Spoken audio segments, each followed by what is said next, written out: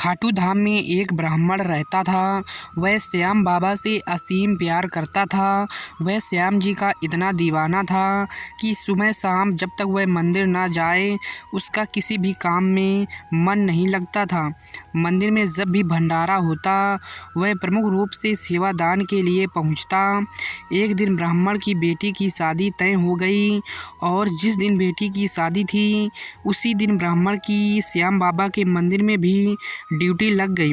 अब वह सोच में पड़ गया कि करें तो करें क्या, दोनों ही काम ज़रूरी हैं। बेटी की शादी भी ज़रूरी है और अपने श्याम जी की आज्ञा भी ठुकरा नहीं सकता।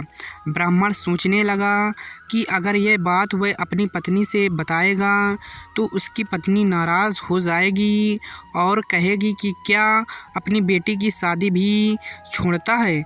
मजबूरी में एक दिन अगर तुम भंडारे नहीं जाओगे तो भंडारा रुक नहीं जाएगा और भी सेवादार हैं, कोई और संभाल लेगा, लेकिन तुम्हारी बेटी की शादी दोबारा तो नहीं होगी।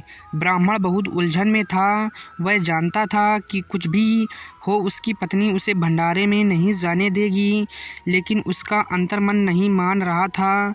वह अपने भगवान से नज़रें नहीं चुरा सकता था।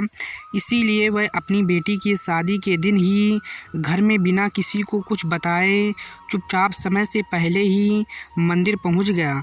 मंदिर में जाकर प्यार से सबको भंडारा खिलाया और शाम होते ही जल्दी घर से वापस पहुंचा, क्योंकि बेटी की शादी में भी पहुंचना था। लेकिन ब्राह्मण को पहुंचते पहुंचते देर हो चुकी थी और बिटिया की शादी होकर बिटिया की विदाई भी हो चुकी थी।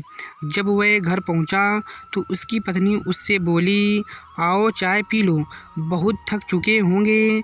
ब्राह्मण सोचने लगा कि बिटिया की शादी होकर विदाई भी हो गई और मैं घर में अब पहुंचा हूं, फिर भी घर में कोई भी उस पर क्रोधित नहीं हो रहा है और ना ही परिवार का कोई भी सदस्य उससे कोई सवाल कर रहा है कि वह शादी में नहीं था।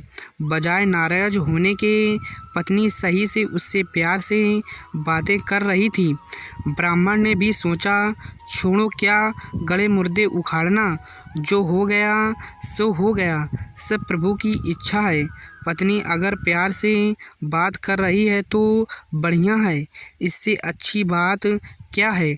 कुछ दिनों के बाद बेटी की शादी में जो फोटोग्राफी हुई थी, फोटोग्राफर शादी का एल्बम घर पर दे गया। ब्राह्मण ने सोचा इस शादी में तो उपस्थित हुआ नहीं था, चलो एल्बम देख लेता हूँ बेटी की शादी कैसे हुई थी।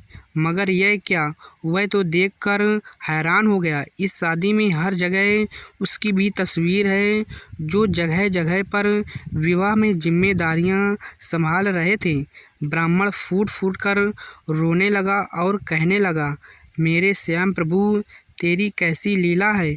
वो रोता हुआ श्याम जी के मंदिर पहुंचा और चरणों में गिरकर बोला, प्रभु मैं जीवन भर तुम्हारी नियमित रूप से सेवा करूंगा।